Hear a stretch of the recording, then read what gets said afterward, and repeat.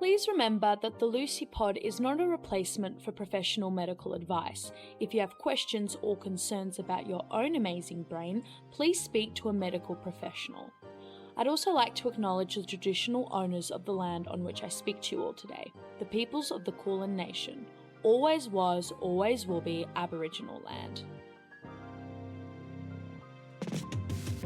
Hello everyone and welcome back to the Lucie Pod. I hope that you are all well and safe. I'm in a pretty foul mood this afternoon. A lot of things have gone wrong. I'm also, chalking it up to the fact that my period is very soon, and that always sort of wreaks havoc on me and makes me pretty moody and just feeling like I am all over the bloody place. I hate it. So yeah, that's the sort of mood we're in. It's so annoying. So part of the thing that's making me furious today is, so I usually record on Trent's studio setup, but for some reason his Ableton, which I used to record, just kept crashing, and then when I finally got it to not crash, the audio was not working, and I'm already running behind on the recording anyway, and that just really put me in a mood. Then I tried to record on my computer and Audacity's not working. They're saying there's a problem because I don't have Ableton on mine, because I don't like recording on mine. I prefer it on Trent's. Then the microphone, I'm just in a mood. And I think normally I wouldn't be that annoyed by this. I'd just be hey, I have to record on another device, which I'm doing now. But instead today, it's made me just so annoyed. I'm so angry, which you would think hey, Luce, if you're that angry and in such a mood, why are you still recording an episode? Maybe come back when you're in a better frame of mind. But then I was you know what makes me feel better when I'm in these moods, other than letting out the anger by screaming or going, ugh, which feels really good, and you guys should try it, is venting and talking about it. But to keep it sort of on, the irrelevant Lucie Pod ADHD path, we are going to talk about the things in the ADHD space and realm that really boil my piss. Things about being ADHD that boil my piss, or things that people say or think about ADHD that really boil my piss. I know that's a really vulgar statement, boiling someone's piss, but I recently heard it and I just really love that sentence. It's such a good saying, but it really boils my piss. That's such a good line. I don't know why it's boiling your piss and not boils my blood, but boils my piss is just mwah. I think it's very UK. So that's why I like it. I really, really like it. So the first thing I want to talk about, which has been on my mind for a while, but now it's really on my mind because I'm in a foul mood, is neurodiversity. The term neurodiversity, and how I believe it has been co-opted and turned into something completely bizarre and cringy now, which you're going to think, Lucie, what are you talking about? Your whole podcast is about being ADHD, which is neurodivergent. That's your whole that's your whole thing. How would you, what's going on basically? Why is that an issue for you? I'm going to tell you why it is an issue for me. So in its inception, so when it started, when I think the term got popularized, which I think was late 2016, early 2017, it really made sense. It was so important to have that word created. It made people view ADHD more in a more nuanced way, and not just through the lens of a disorder, and meaning that people who have ADHD are thus disordered and thus are a burden, right? It really made people think critically about disorders, learning difficulties, and even mental illnesses. Like, I think it was very needed, because even though like we as a society have come really, really far when it comes to understanding mental health and disabilities and all of that, like we're a lot better, we were still just a bit too we were still narrow, and we were still viewing having ADHD as an issue. Like, we got to the step where, like, yes, ADHD is real, we recognize it, but then we just started viewing it in a really one-dimensional lens. And that's why I think neurodiversity as a term was so important. And I remember there was this video that stuck with me that first introduced me to neurodiversity, which is basically the person said that neurodiversity, or ADHD as an example of a neurodiverse condition, whilst yes, it is a disorder in the sense that it can have negative impacts on an individual, ADHD and other conditions like autism show a unique and much needed diversity in the human genome. And that with diversity, not only are people going to look differently, they're going to behave differently, they're also going to have different brains. So while we always talk about diversity in terms of like race, or of opinion, or of sexuality, we rarely, I mean, now we do, but we rarely talked about it in terms of diversity in the way in which our brains function. I don't mean like, oh, you know, everyone's brain functions different. Of course it does, but I'm talking about like a neurotypical brain versus an ADHD brain. We never took that into account. So that's super important. I remember hearing that. I remember hearing variation in the human genome and thinking, yeah, like that's literally what it describes. Because yes, it's a disorder, but it's so much more than that, and it has so many positives and can add so much. So it really shows that diversity. And then the term kind of got, you know, it evolved even more, and now, you know, the most common definition would be that, you know, neurodiversity, it describes the idea that people experience and interact with the world around them in many different ways, and that there's no right way of thinking, learning, and behaving, and that basically this difference, this diversity, is not necessarily a deficit. And I think that's why I really liked it, because I really hated the term, or I hate the term ADHD, because it's got attention deficit disorder. And I definitely don't have a deficit of attention. I have too much of an attention, and it focuses on maybe one thing, and it can't really spread out onto everything else. So when I'm in class, I have a deficit of attention for, let's say, a specific part of the class, but then the rest of it is being taken away from other things, you know? So it's definitely not a deficit. I just have too much attention to give, and I don't know where to put it. And I think a lot of other ADHDs would feel this way too. They'd be like, yes, it is a disorder. There are elements of it that impact my life in a negative way, but I'm not lacking in a deficit just because my brain thinks differently. And we needed that. Like, we needed that. That was important. And really, like, I've now like always used the term, and when I want to describe someone who I don't know is ADHD or autistic, I'll say they're neurodiverse, because it's like I don't want to say a PC term, but it's just like an easy term to have, so as to not label people or offend them, and misdiagnose them and be like, no, I'm not autistic, I'm just ADHD. So it's a great term for that, and I still think it is practical. But what I am really, really not liking is how we are literally just calling everything neurodiverse.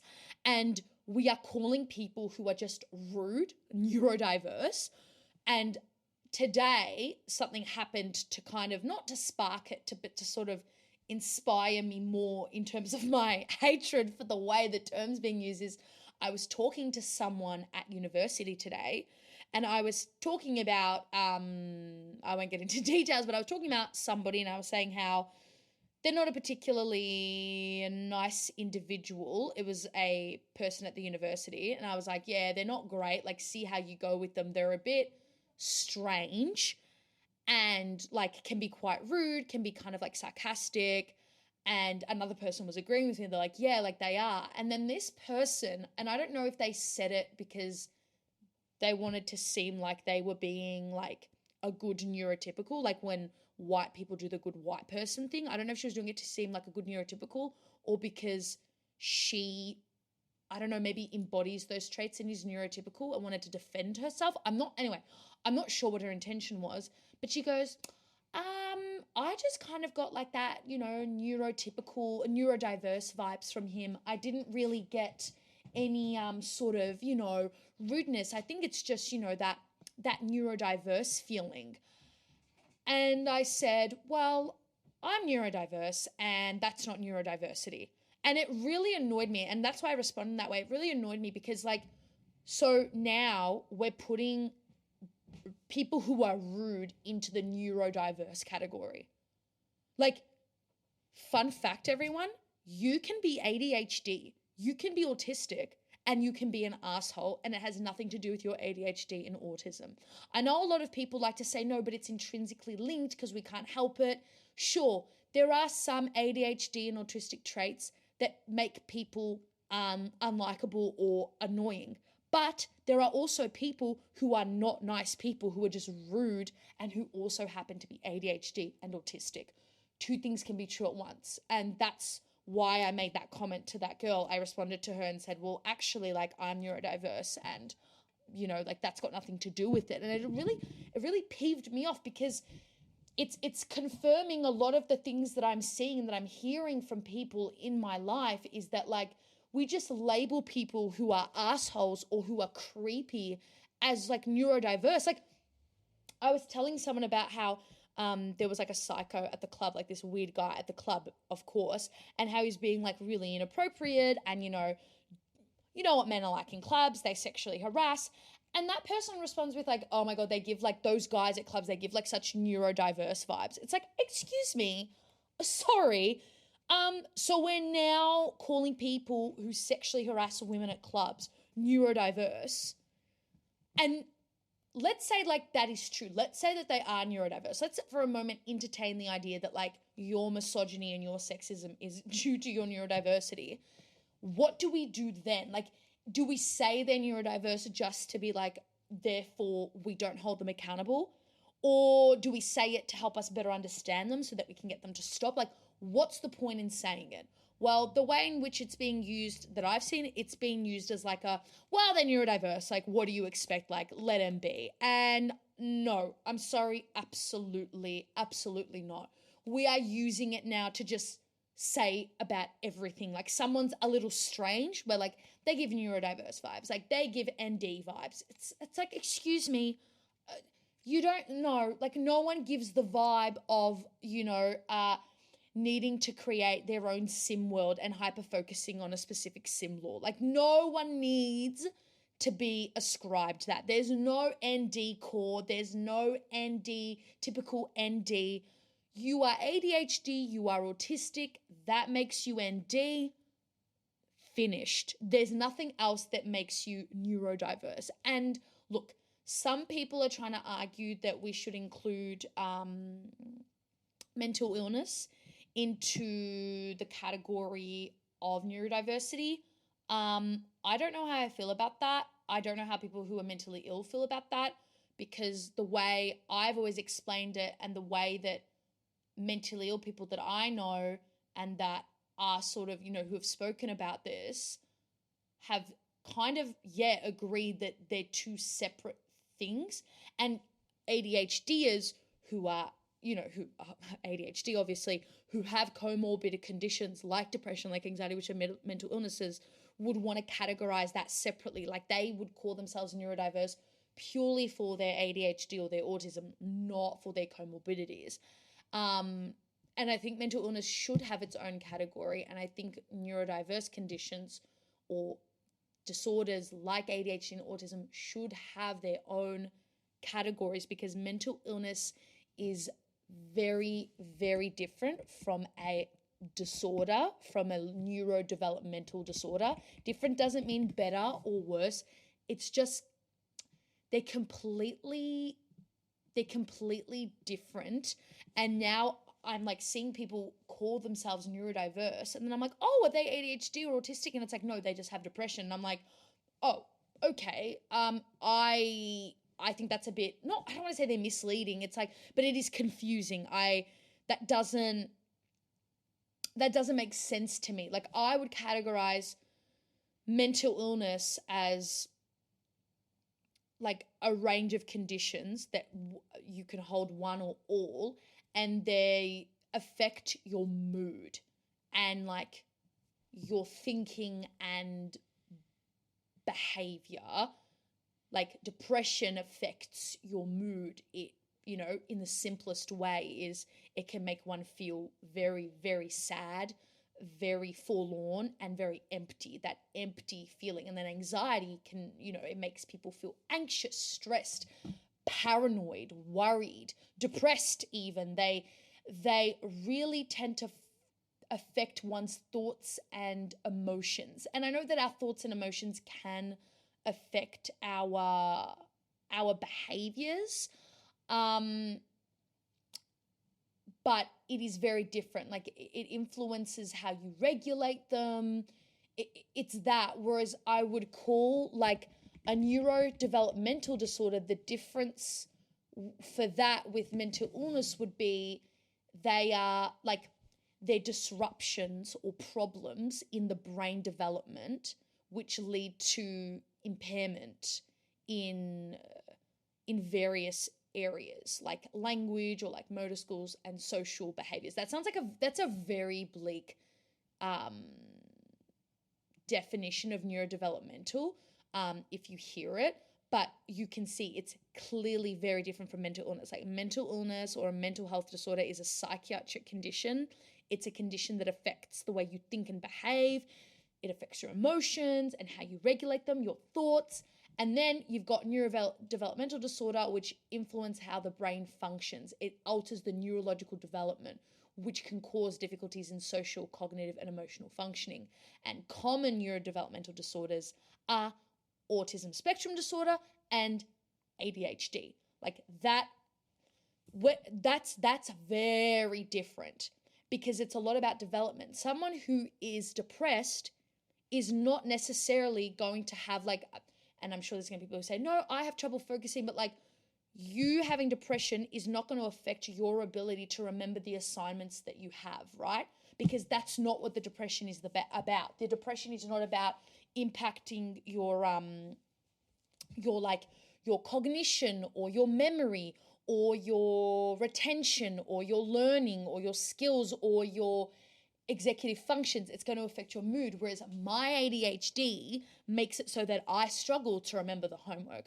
I struggle to sit still. I struggle to, write an essay and organize my thoughts because they're all jumbled in my head. Like, that's the difference. Whereas depression is not going to do that to me. It's going to do other things to me, which are just as valid, as important, but they're different.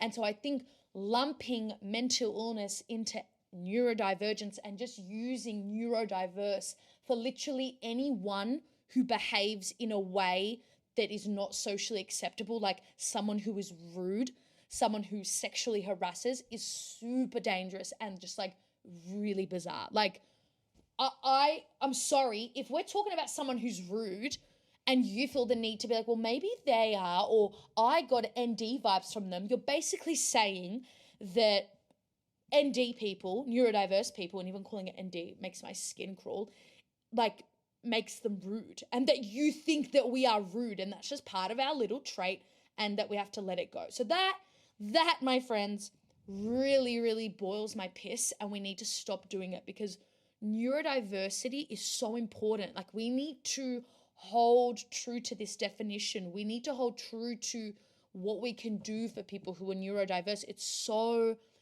important. It's so important to like understand that, yes, it's a disorder, but that these variations in cognitive function and behavior are actually not a bad thing. And by knowing that, that leads to more acceptance, more accommodation, and more support. And when we keep pathologizing neurodivergent traits, it's not good. Whereas if we stop doing that, it actually encourages people to appreciate not only their own ADHD strengths, but to also get help and for others as well. Like, of course, there are parts of it that are hard, and that's like a big theme in the podcast. But if I didn't know the term neurodiverse and I didn't have that sort of grounding, I would pathologize so many of my behaviors and make them seem like so negative and like feel like I am wrong and that my brain is wrong. And so many ADHDers grow up feeling wrong because they don't have that language of the neurodiversity.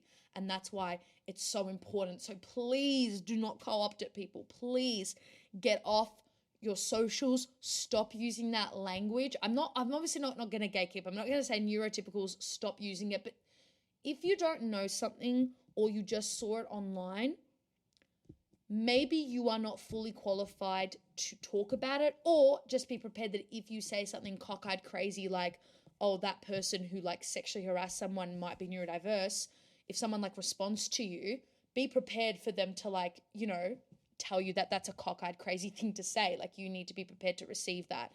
And just be careful with what you say and your words, and know the impact of words, know the impact of language. Language impacts society, how people think, how people view things, how people treat others, policy. So just let's go back to the good old days of neurodiversity, which is such an oxymoronic sentence, but let's just leave those pathologizing things and that language to the experts. We are laymen. We only know half of it, and it's for the best if we just leave it up to the big boys.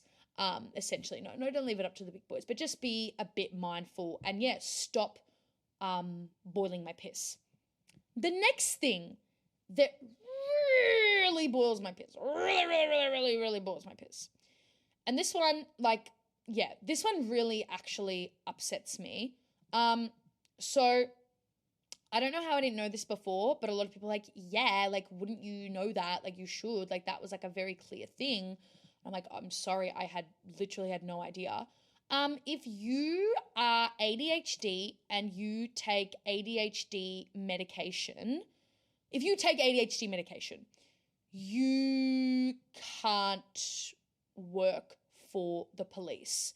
So I'm in Victoria, so I'm talking about Victoria Police.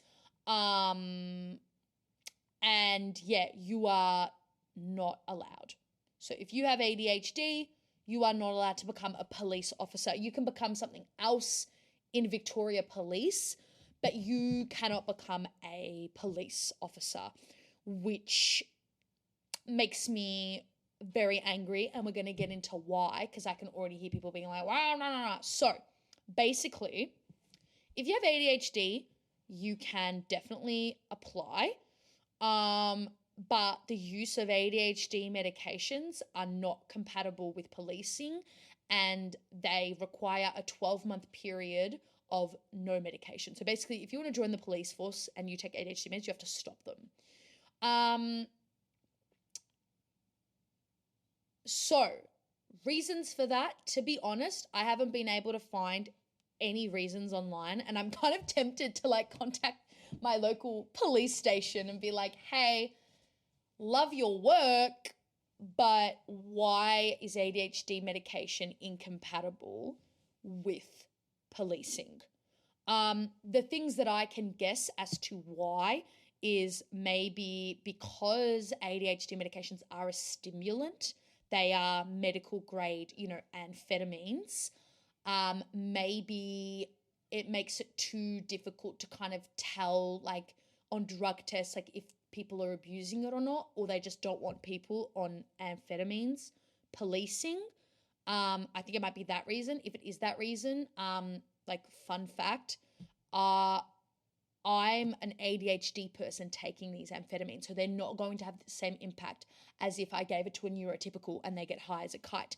They are a therapeutic medication that does not impact my abilities or my moods. It doesn't act like a drug. It doesn't act like speed on the ADHD brain.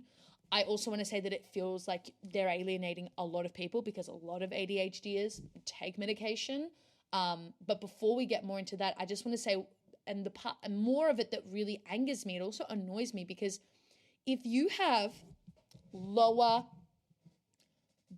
back pain, you're allowed to apply as long as you have a report from your practitioner, like a treating practitioner, to say you're all good and you might get the job. Sorry, you're telling me as a cop, wait, cops have to be pretty fit, right?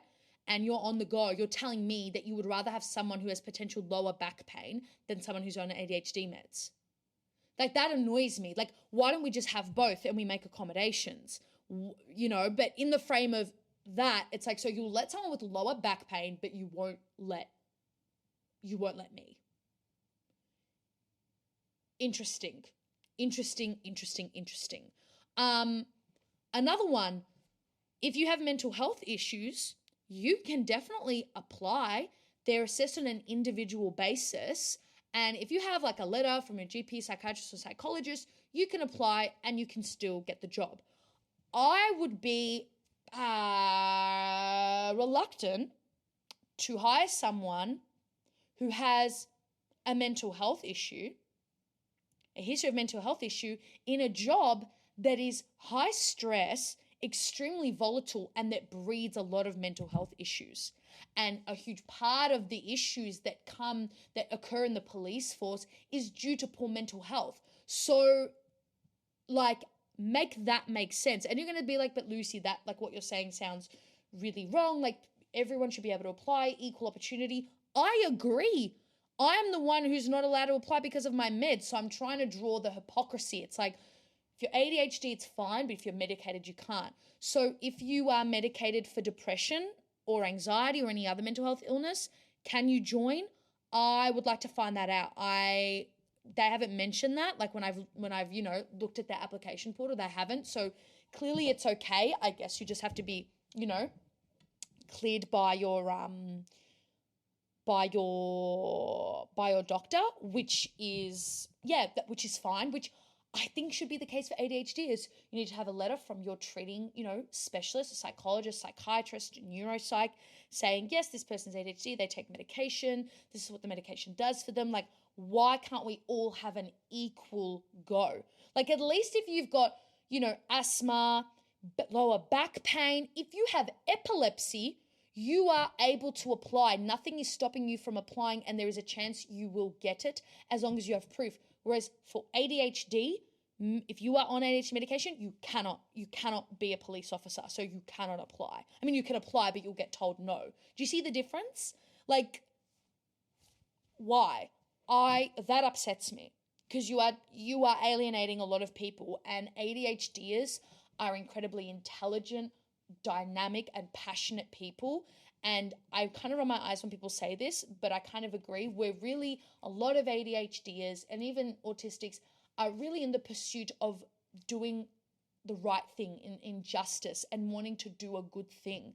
And those are the values that Victoria Police says that they have and that they strive for and that they want in the workplace.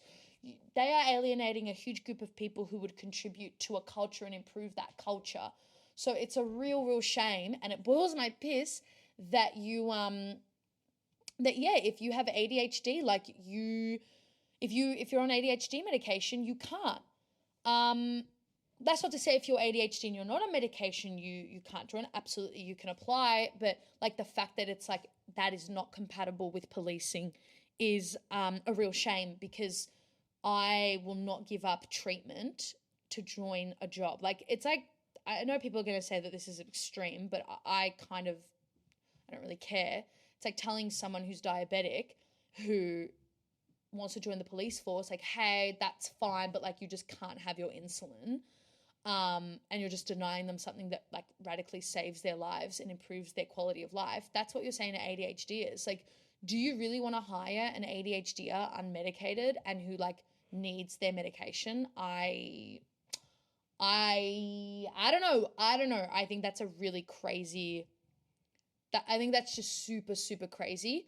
I mean, look, they also don't let people who are on blood thinning medications be, in the police force. Not sure why. So like, they're also discriminated against. So all my like blood thinning baddies, I'm I'm sorry to you too, because you probably need your blood thinning medication. You need that warfarin. I feel like warfarin's like the blood thinning medication. But that really, really boils my wee-wee. And it's disappointing. And I hope that they change their mind, or they, just kind of are a bit more open and understanding, because they've got other great programs where they're like, yes, we have this pathway for women, for First Nations people, like that's all great. But what about the neurodivergent baddies? Like I want to know why we are left out. You know, like why are we not allowed? And I understand that there are some conditions that like absolutely would not be appropriate if you are in, the police force, or even if you're in the medical field. But like being on a specific medication just seems very, very discriminatory. A medication that like does not seem to have a negative impact. But if anyone knows why that's the case, why, you can't be in the police force if you have medication, ADHD medication, please let me know, because I would genuinely like to know. But regardless, it still boils my piss. The next thing that boils my piss is the exploitation of the ADHD person and brain through apps and organizing techie apps. I like to be organized as much as the next person, which is rare for an ADHDer. I love being organized. I love having a calendar, an agenda, a to-do list. I am an organized little chookabitty. And sometimes I think, I'm like, you know what, maybe Apple and these big corporations are not going to try and exploit me and my wallet. I'm going to go on the App Store and look up like a good habit tracker or planner, because, I like to spice things up. And they start off great. They're like, this is your habit tracker, put in all your details, and then it hits you. To continue, option 1, annual plan, or option 2, monthly. You know how much one of the monthly plans was on this amazing habit tracker? I set everything up. Had no idea I had to pay. It let me do everything. And then as it started generating, like, my plan, and it was about to give it to me, it was like, to receive this, you need to join. Do you know how much it was a month? $60 a month for an app to plan my habits. When you know what? I'm like, I'm just going to go on freaking, my calendar, my Apple calendar, and my reminders thing, my reminders app, the Apple app, and I'm just going to do it myself on there, because clearly I'm not, I'm not going to do that. Like, I'm getting drawn in at this shiny new thing thinking, oh, wow, it's like an app designed for ADHDers and ADHDs who want to track their habits, let me do it. But then I realized they're just squeezing money out of people and their insecurities and their brain and their, disorder. I'm just going to stick to what I know, because at least I know they're not going to make me pay for it. Is it as glitzy and glammy and fun as downloading a new app? No, of course not. The calendar app is ugly. I get it. But trust me, it's a lot better than paying $60. And it just reflects the fact that, like, companies will literally do anything to sell and to get people's money, even if it means like selling themselves as like a neurodiverse or ADHD friendly, tracking and planning app. That how is it ADHD friendly? Like, do you have medical certification for that? Did you have a team of psychologists and psychiatrists work on the app? Did you do an ADHD focus group? Like, how dare you claim that? And then also in the same breath be like, not only are we going to claim it's designed for ADHD people with no backing, we're also going to charge said ADHD people to use it.